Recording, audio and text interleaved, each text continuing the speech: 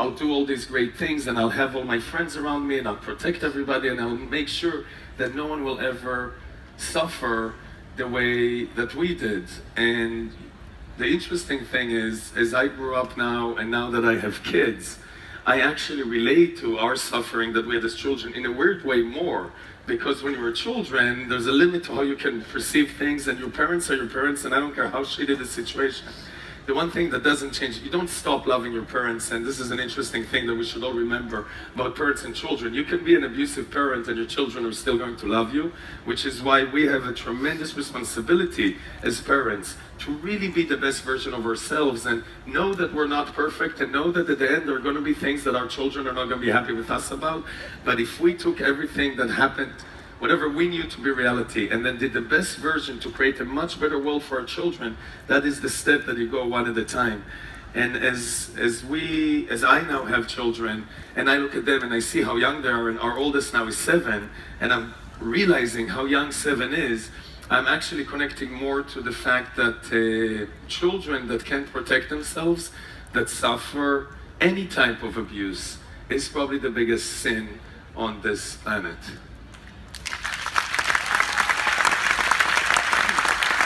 Just so you guys know, one of my biggest dreams for is that we'll be able to build communities around the world where children who are not in the right situation could come and live forever, basically, and feel that they are part of a family like you did with your family and would be spared from. So, if anyone has great ideas, please bring them. We're looking. The great idea is, as we keep focusing on what we're doing, as we keep executing, as we add more and more on the one hand processes, but on the other hand, one of the things that came out from some of the talks yesterday is let's not get too processed. Let's not forget the entrepreneurial spirit. Let's not forget the ease of doing things. And as we keep perfecting that and go on the mission that we have described, the influence and impact that we will have on this earth is going to be so big that you can go and solve. So Rebecca is saying, a lot of these kids are orphans. There are 150 million orphans in this world today, and you use the word orphan, and it's such a horrible word. It already labels someone in such a specific way.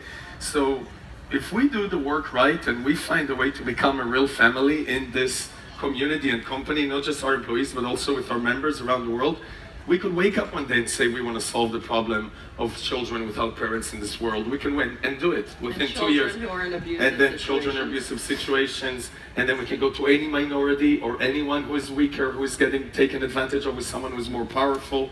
And from that we can go to world hunger, and there's so many topics that we could take one by one. And the thing to remember here is we don't always know, I actually don't know all the things we're going to do. All I know is if we build a tremendously strong foundation, which I can tell you right now we're doing, and it's showing in every single aspect of the business and of a lot of people's lives, we will be able to tackle anything that we set our minds to. The last thing I wanted to add is, yes, our childhood was shitty, and yes, Miguel's childhood was shitty, and Rebecca, I always thought of her as the perfect childhood, but I'm not going to speak for you, but I can argue that your trauma was bigger than both of our traumas, and you had your own version, and we can talk about that in a second.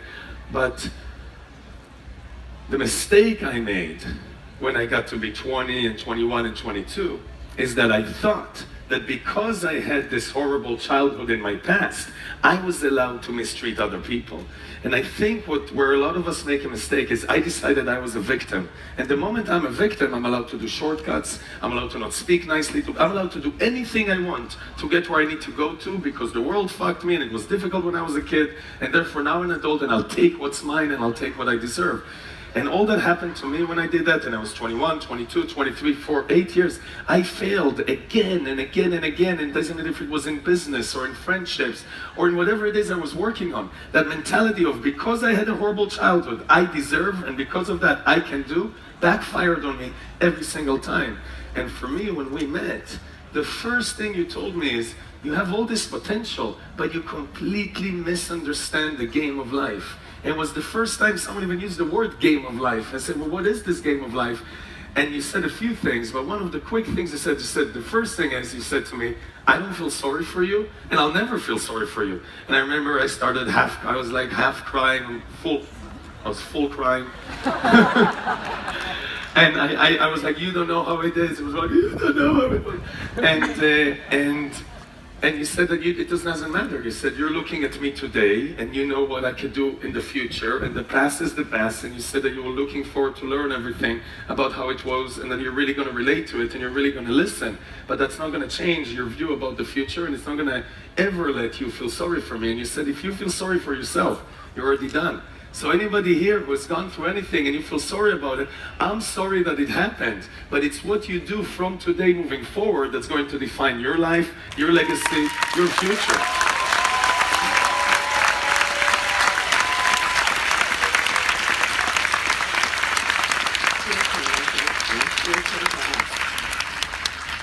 Well, I feel like I can ask about one more